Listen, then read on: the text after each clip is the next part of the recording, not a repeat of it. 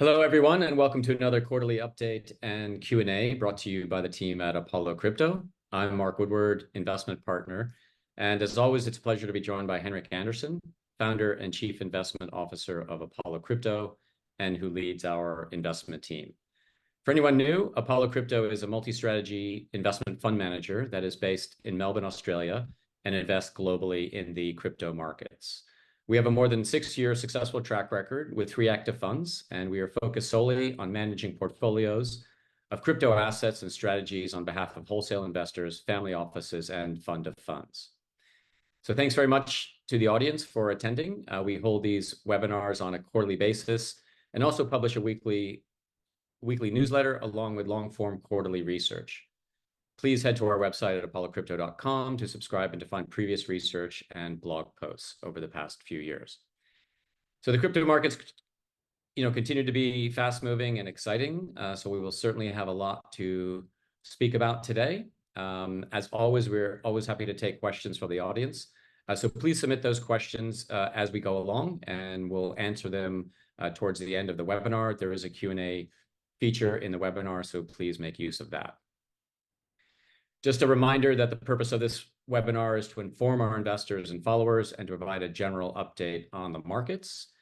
This is a general discussion and is not to be taken as financial advice. Please do your own research when considering an investment in the crypto markets. And with that, I will hand it over to Henrik for his recap of the previous quarter and for his outlook of the coming quarter and for 2024 and beyond. Over to you, Henrik. Thank you, Mark, and thank you for the introduction. I think you said over 6 years track record, and I think there's six years and 1 day now. I think we started on February 1st, 2018, so it's pretty much a 6 years anniversary for Apollo Crypto, which is great. So yeah, recap of last year. Last year was a year of recovery for crypto markets, obviously coming off a terrible 2022. SEC started the year very aggressively after the FTX collapse and went after Coinbase and Binance, 2 of the largest exchanges in this space. I think the the narrative changed a little bit as we went into the year, and Coinbase and Binance, those lawsuits will take a long time to work themselves out in the court system in the US. I think that's very clear. We also got some interesting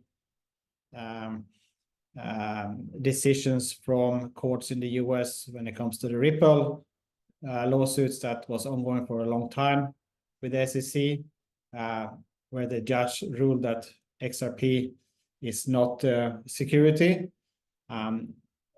Maybe even more importantly, we got the case against Grayscale, where I think that case paved the way for the ETF launches that happened this year. So I think BlackRock filing for an ETF was a pivotal moment that came in the bear market. I think it happened in June of last year. Maybe it took people by surprise, but I think that was a signal that the regulators are getting ready to approve the ETFs. And I think that narrative around the Bitcoin ETFs was one of the main reasons why Bitcoin outperformed a lot of other assets last year. So Bitcoin had a very strong year last year. And I think that's a little bit unusual because in our experience, the largest asset in the space, which is Bitcoin, with a dominance of over 40%, around 40-45%, tend to have a lower beta, and more other smaller assets tend to outperform in a positive market like we had last year. But that was not the case last year. So Bitcoin did outperform many other assets. We also saw some new innovation in Bitcoin. For those of you who follow our newsletter, we wrote about ordinals again this week, as we did almost a year ago. And that's a new innovation on Bitcoin, which are bringing in some transaction fees on that network. I think a positive development. Maybe that helped as well in terms of the Bitcoin performance. For our funds, I think we had a good year. Our Apollo Crypto Fund returned 96.7% last year. We're also advising to offshore funds, or Frontier Fund, which returned 69.9% last year. We also advise the Market Neutral Fund, which had a positive performance last year, returned around 5% with only 2 negative months. And I think that fund is very focused on yield farming, and we are seeing those rates trend upwards. So hopefully we can see even better returns there ahead.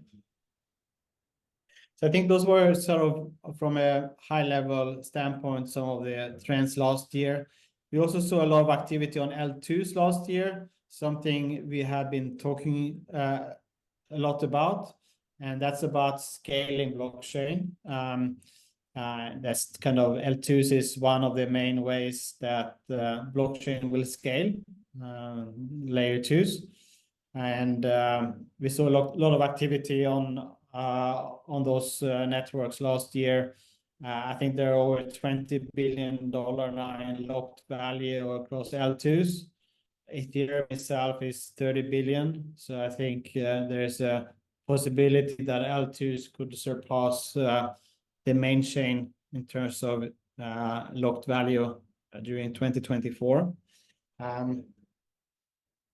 In terms of portfolio, we had some of our companies that launched their mainnet last year as well. And a couple of them come to mind, one of them being Chainflip, which launched I believe in the last quarter of last year. We were an early seed investor in that project. They're innovating in the inter-blockchain swapping space, currently dominated by Thorchain. So really good to see them off to a good start. Swell is another one, which is a liquid staking network, where we were also seed investors, and they currently amassed more than 400 million in TVL. So they have been growing very, very quickly as well. Maybe I'll leave it there, Mark, for a recap. Sure. So I think one of the things that you wrote about earlier in the year was the growth of the Bitcoin ETFs, and you made some forecasts, which sort of got picked up by other analysts and industry observers. So maybe could you touch a little bit on that? And then there's a question from the audience on GBTC and how some of the selling from either FTX sort of investors or former investors in the bankruptcy courts is sort of affecting the overall ETF flows and the general mood of the markets. Yeah, absolutely. So yeah, we did put out a research report on the ETFs that were launched in January. So we put out that report in December of last year. So I encourage everyone to go to our website, apollocrypto.com, and check out that report for yourselves. But basically in that report, we're saying that the ETFs could see $65 billion in inflows over this cycle. And there is a so-called multiplier effect. That means the market cap will increase by a multiple of that. It's very hard to estimate that multiplier. But it could mean that, you know, we see new all-time high in Bitcoin. We write in that report that we could see Bitcoin trading at $200,000 in this cycle. So that's obviously would be a very positive scenario. We think it's possible. Obviously the space is much larger than Bitcoin. We might see ETFs on other assets, and we might see some of the smaller assets increase in value as well if sort of Bitcoin holds its dominance at 40-45%. Some of the smaller assets might even increase even more than the blue chip asset, which is Bitcoin. Yeah, so check out the report if you're interested in the details. A good question about the GBTC selling. So yeah, obviously the ETFs were launched in January, and Grayscale Bitcoin Trust was converted to an ETF. You know, that trust was historically trading at the premium, and then it was trading at a deep discount in the bear market. I personally think that a lot of investors in that trust were maybe hedge funds that put on a spread trade, and they had expected to sell shares at the premium. That didn't happen. It was trading at a big discount, but now they kind of finally got an opportunity to get out at par at NAV. So we have seen, you know, initially we saw a lot of selling pressure from GBTC. I don't think there is so much rotation off from GBTC into the other ETFs. I think the other ETFs are mainly new inflow. At least that's my kind of my take on it. The good thing is that we have seen the outflows from GBTC decline. So the last few days much less than earlier, and the last 3 or 4 days we have seen net positive inflows into the ETFs as a whole. So I think the kind of total inflow so far, kind of including the outflow from GBTC, is $2 billion or thereabouts. BlackRock, I believe, have seen the most inflow with their iShare Bitcoin ETF. Quite interesting to follow that number. Obviously, if we follow that quite closely on a daily basis. There are some good accounts on X for those who wants to kind of follow that. I do follow BitMEX Research, which put out kind of a daily kind of table on the in and outflows on the ETF side. So I can recommend people to follow that if you're interested. But it seems like, at least for what I've seen, it seems like the tide have turned, and we have seen positive days, which is great. There's also been most likely selling from the FTX liquidator. I believe FTX/Alameda held shares in GBTC, and they have been rumored to have sold those during the first days. So that's probably another reason why we have seen kind of less outflows from GBTC more recently, if FTX is done selling or close to done selling. There's also been a rumor that the FTX liquidator hedged their Bitcoin exposure by shorting Bitcoin futures on the CME. But that is more of a temporary nature, and actually the FTX liquidator recently, in the last 24 hours, said that creditors will be fully compensated. There's an article in Bloomberg today around that, which is also interesting. So the sense is that they are close to finish selling the shares in GBTC.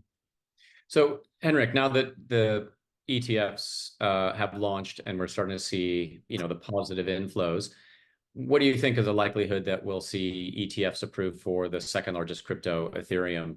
And how do you think that might change the market structure or the market dynamics for the Ethereum network? Yeah. So there are some deadlines coming up for the Ethereum ETFs. I think there's a deadline in May 24th, 23rd, 24th of May, around that time frame. Personally, I believe it's a lot more uncertain if an Ethereum ETF will be approved or not. I think there are some observers from the ETF space that thinks it's quite likely. Some observers from the more crypto native kind of people think there's maybe less likely. It might come down to, you know, a decision by the SEC if they, you know, argue that the futures market, for example, is liquid enough, or how they see Ethereum as an asset. Is it a commodity or is it something else? I think there's still some uncertainty there. Curious to hear your take as well, Mark.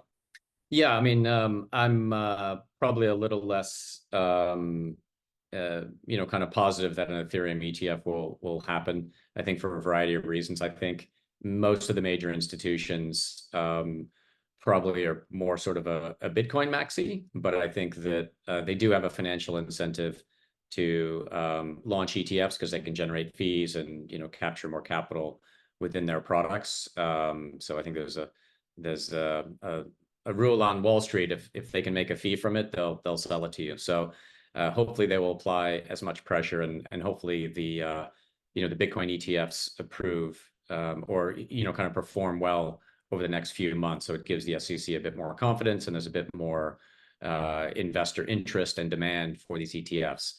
You know, I think the other thing that the crypto community is starting to think about as well is what happens if these ETFs are hyper successful? What happens in a few years if they do have 20 or 30% of the Bitcoin or Ethereum held in these ETFs? Not exactly in line with Satoshi's original view of a decentralized financial infrastructure.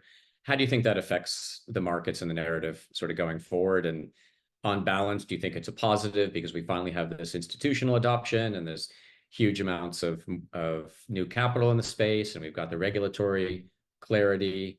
On balance, how do you feel about this as sort of a crypto OG? No, I definitely feel it's a net positive. I saw an interesting statistic this week that 3% of all Bitcoin is already held by the ETFs, which is a pretty big number already. And you know, we already, it feels like we're just getting started with the ETFs. So that number could multiply over the coming years. But I think like Bitcoin still works as intended, right? You can hold it in your own wallet if you wish to. So you can opt into, if you like, to kind of custody your own wallet on your own terms. But for many people, it will be much easier to buy an ETF in your broker account. So I think it just gives people more option. I think it's a net positive. Obviously, we want more clarity when it comes to regulation. We want good regulation that protect people, but we also don't want to stifle innovation. I think the space at large still lack kind of clarity when it comes to regulation. Like we were just discussing Ethereum, and like, how does the SEC view Ethereum? Yeah, I don't think they really know themselves, right? So, and it's the second largest asset in the space. So there's a lot to, I think, look forward to there maybe when it comes to clarity. Yeah. So in our flagship Apollo Crypto Fund, you know, at the beginning of last year, you increased the allocation in Bitcoin and Ethereum, sort of in advance of you know, getting out of the bear market into what we thought was going to be a bull market, or at least a recovery in 2023. What's the outlook going forward in terms of allocation for those two large assets in the main fund? Yeah, in the main fund, is the Apollo Crypto Fund we're talking about. We have a larger portion of Ethereum and Bitcoin in the fund. I do expect Ethereum to do better going forward. That hasn't, you know, played out so far. Bitcoin, you know, had a great year last year. I think Bitcoin will continue to do well, but I expect some of the smaller assets to do well. I think Ethereum will, you know, be a net, you know, will benefit from the development we are seeing with L2s, for example. I think there are some other interesting developments as well that will benefit Ethereum specifically. There's a new narrative coming to the market, which is restaking. So you can stake Ethereum for a yield. Now the next kind of narrative, I think, potentially in 2024 is the modular blockchain, and restaking is part of that. We're actually going to put out a research report on kind of the modular blockchain thesis in the coming weeks. But that's basically new innovation that will enable blockchains to scale further and to sort of bootstrap new networks using the security of Ethereum. So we are making a bet in our portfolio on this modular blockchain thesis. We are an early investor in EigenLayer, which I think will be one of the biggest launches in all of 2024 when it comes to crypto markets. We have Celestia in our portfolio, which is another bet on that. I mentioned earlier that we were an early seed investor in Swell Network. They just, last few days launched their liquid restaking token. So they're on the forefront of this new narrative that I believe we will see in 2024. So still positive on Ethereum and kind of the infrastructure around that network. And so how about other chains with specific comments on Solana? Yeah, Solana is part of the portfolio again. We were holding Solana in 2022. We were out of Solana for a while. We added it back in the portfolio in 2023. I think Solana, what it has impressed me around Solana is the community. And in crypto, community is almost everything, right? Because you need the users, you need the developers, you need a strong community. Some people, I think, rightly think that it's more about having a strong community than perhaps having the best technology, right? So I think Solana had that strong community despite, FTX and Alameda failing and crashing. They were big kind of supporters of that whole ecosystem, right? But despite that, we are seeing a lot of activity there. So I think it should be part of a portfolio, and it is part of the portfolio again, I'm happy to say. So apart from Ethereum, Bitcoin, Altus, Solana is there, Avalanche is in the portfolio as well, and a few others. So I think it has its place. Okay, great. And so in terms of other important thematics in this cycle, it seems pretty clear that we are in a bull market cycle, hopefully through the end of this year and into next year. What are some other thematics that are sort of guiding the portfolio, both in our Apollo Crypto Fund, but also the Frontier Fund? What are some of the areas that we're investing in and that we're sort of looking at as new areas to explore? Things like AI, gaming, real world assets, more NFT infrastructure, things like that. Yeah, I think there is a chance that we will see a breakthrough app, if you like. I don't think we've had like that iPhone moment in crypto yet, right? So I think that could come from a game, blockchain crypto focused game. We tend to not invest in individual games. We want to kind of invest in that infrastructure behind it. So we're investing in the NFT platforms, in NFTFi space, less so in specific games. But we have a number of investments that are geared to that space. So I think that definitely could be one. SocialFi could be another one. We saw Friendtake having some traction last year. Now we're seeing Farcaster seem to do quite well. So that's another space kind of that could see a breakthrough at some point. So I think there are several different kind of applications, if you like, that could see a breakthrough in 2024, 2025. We don't necessarily want to bet on a single application or a single use case. We want to be geared towards the infrastructure enabling those applications. And if any one of them kind of have that breakthrough moment, then our portfolio will gain because we are invested in kind of the infrastructure enabling that to happen. That's kind of our thesis. Another kind of big trend, I think, is that solving that whole UX problem around crypto. Crypto has so far mainly been for crypto native people, right? But if you want to onboard the users from Web2 social networks or Web2 gaming into crypto Web3 gaming and Web3 social networks, then the onboarding experience has to be much better as well, right? So a project like Infinex, for example, are trying to solve that by kind of using more traditional methods of signing up, for example, creating a wallet, account recovery, things like that. That makes it much easier for kind of the mass market to onboard to these new apps that are built on the crypto rails. Gotcha. And so just on our early stage investing activity, just to remind investors, a portion of our funds goes into the liquid early stage opportunities or projects that are looking to create new applications in crypto, but oftentimes are illiquid for a number of years. Now, we've got a couple exciting projects that Henrik's mentioned, like Eigenlayer and Swell, but others like Maverick, which have already launched a token and will start to become liquid.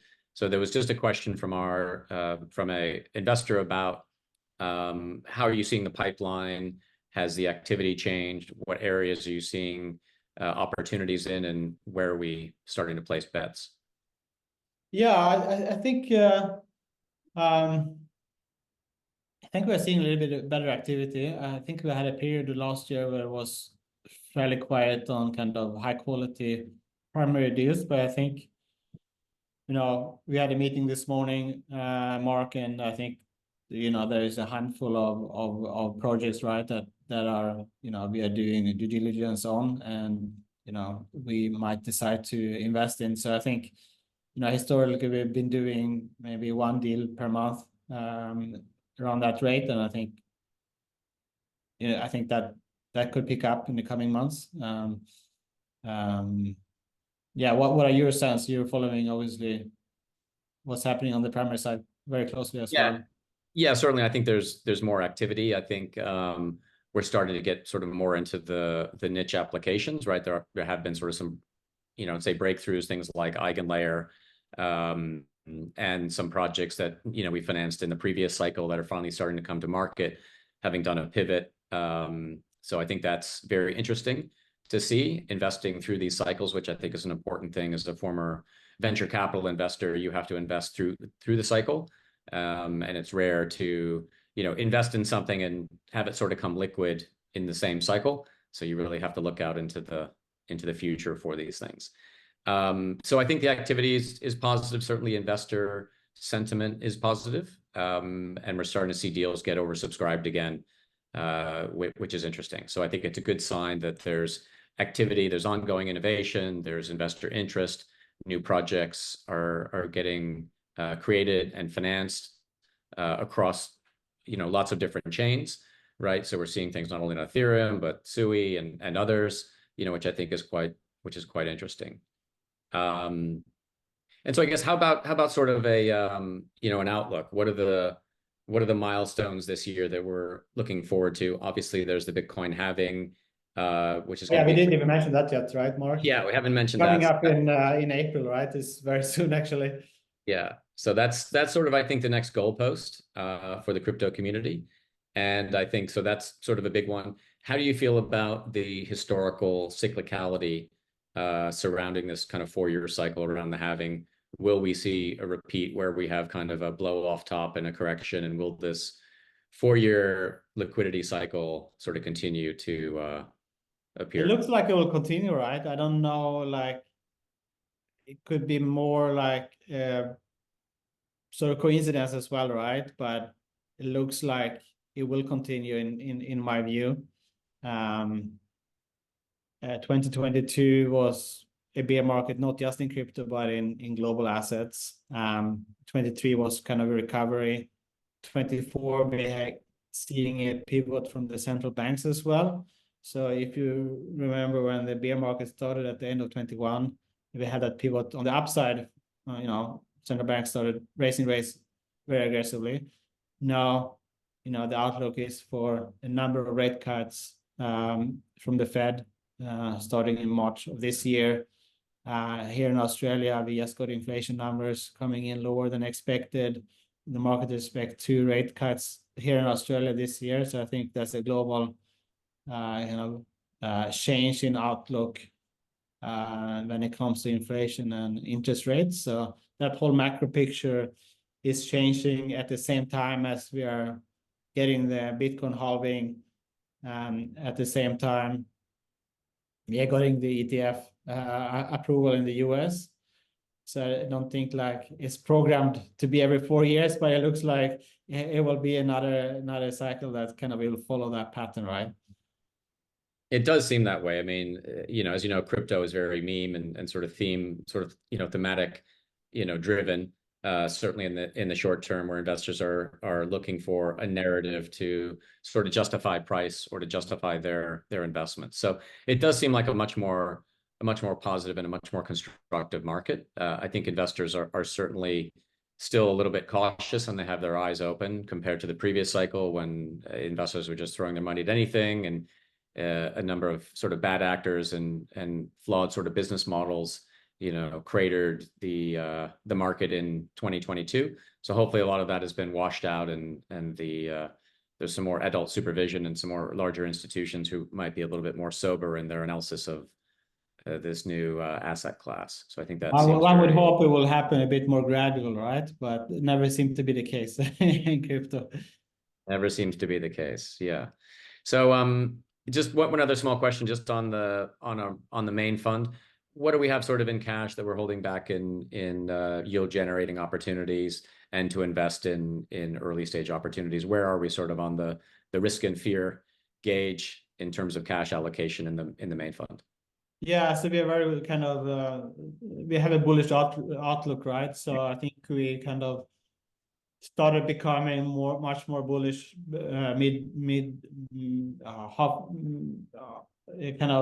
June, July, I would say, in 2023, right? So mid-year last year, and that sort of cash position has gradually declined from then. So I think we have a very bullish sort of outlook of the market and positioned for that. Kind of market neutral positions in Apollo Crypto Fund and the Frontier Fund are below 10% in each fund. So we have some dry powder so to kind of allocate to new deals as we discussed. But we kind of are positioned for a constructive market. Okay, and just a reminder to the audience, if there's any other questions, feel free to add them into the Q&A feature in the webinar application.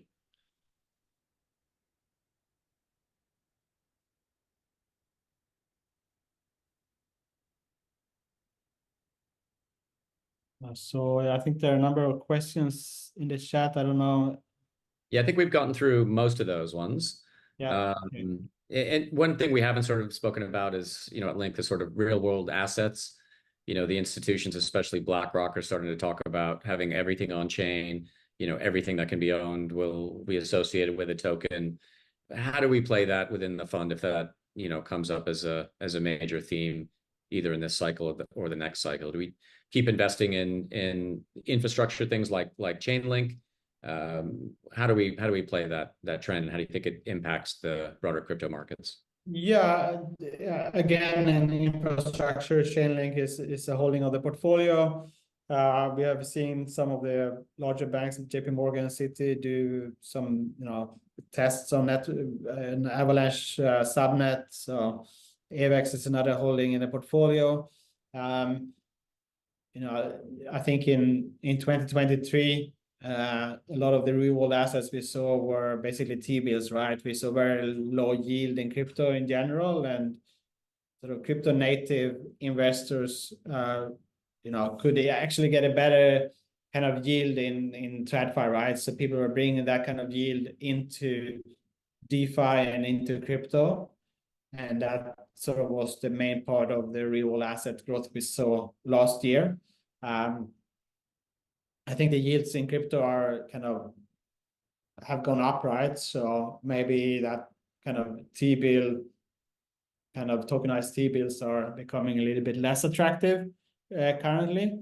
In general, I think there's still some question marks if these big players like BlackRock, are they really going to do something on public blockchains, or are they more likely to do something on private blockchains? I think there are some question marks around that.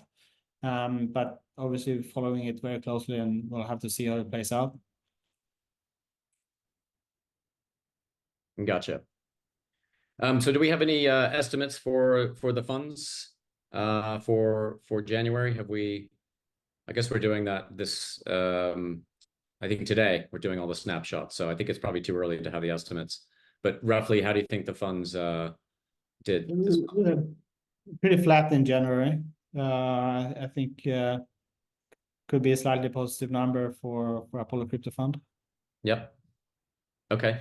And just on DePIN, so decentralized infrastructure, how do we feel about that? We have an investment in Pocket Networks, right, which is one of our investments from the previous cycle that's gone through highs and lows.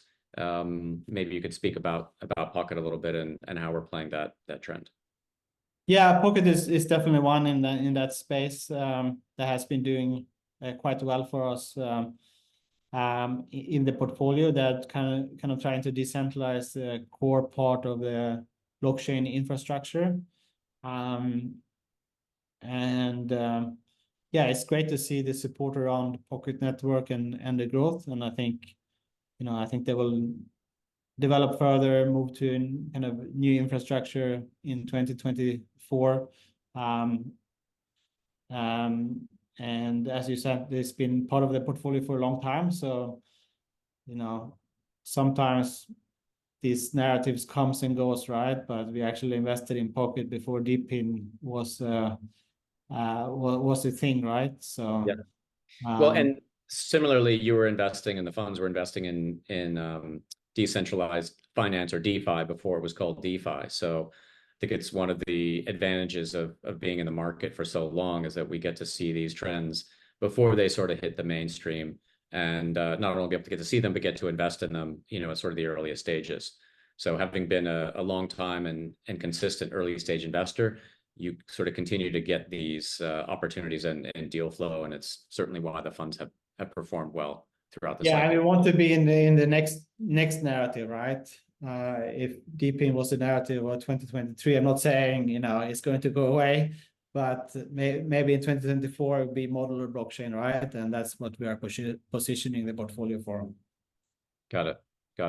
And so another question, just going back to the 4-year cycles and the high volatility, how many more cycles do you think we have to go through before the markets are a bit more stable and potentially we're not getting these outsized returns? Certainly one could argue that the returns for the larger assets will decrease over time, simply due to their size. What's your sort of personal view on, again, the cycles and volatility going forward? Yeah, great question. I still think that the crypto markets has to kind of grow dramatically before they mature and become more stable, right? All of crypto market cap is 1.5 trillion, which is on kind of a global asset market scale is fairly small still, right? So I think it still has a long way to go. We can expect crypto to be volatile for many years to come. Still needs to get much bigger before we have that kind of stability of a multi.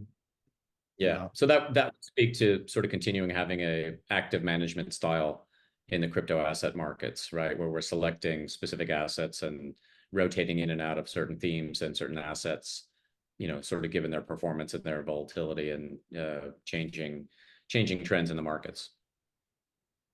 Yeah, so absolutely. I think, yeah. Any other sort of forecasts? I mean, one thing that we've got ETFs coming, or we have ETFs now. The institutions are here. We might see Ethereum ETFs sort of back to a risk-on, lower rate environment. It seems like the planets are aligning. What do you think the chances are that we'll have another sort of a positive black swan, any sort of corporate adoption Bitcoin or a nation state adoption of Bitcoin. Certainly, the Bitcoin mining networks have expanded globally. We're at kind of all-time highs in hash rate. Compared to, I think it's sort of doubled or tripled since the ban in China that everybody freaked out about in 2021. What do you think is the likelihood that we'll get another sort of positive black swan, either corporate adoption or sovereign adoption of Bitcoin? Yeah, it's interesting, right? Especially with the scarcity of something like Bitcoin, right? Now we're having hundreds of millions of dollars in net inflows last few days from the ETFs, right? What does that mean to the price? How many Bitcoins are there on exchanges for these ETFs to pick up? What will happen to the price? And I think like once you kind of see the Bitcoin price start appreciating again, it will be very easy for retail to get exposure to their brokerage accounts. That could kind of be a self-fulfilling price development. That's a kind of a possible scenario, right? Sure. And so how about ETFs here in Australia? Any sense, has anybody filed? Are there any institutions that are, I know there's some trusts and some other vehicles. What's the likelihood of seeing ETFs here in the Australian market? I think if this US kind of ETFs become really big, and I think the BlackRock one is over $1 billion already, right? And if they grow 10x from here, I think that will create headlines. And what I think you need one of the big players to launch them in Australia, right? You need a big investment bank or one of the big banks, right, to kind of underwrite one of the ETFs here for it to kind of really get the distribution and the uptake. And I think that's definitely possible if they see as you mentioned before, right? If they see a business opportunity in creating something like that, that's definitely possible. And I think the regulators here, they might not say that they look to other regulators somewhere else, right?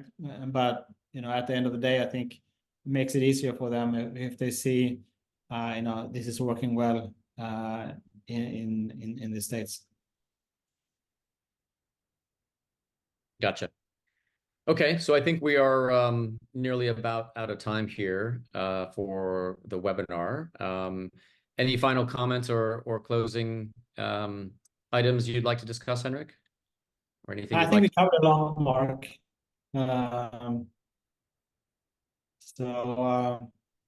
Yeah, looking forward to the next webinar after Q1. It was good to see so many questions today.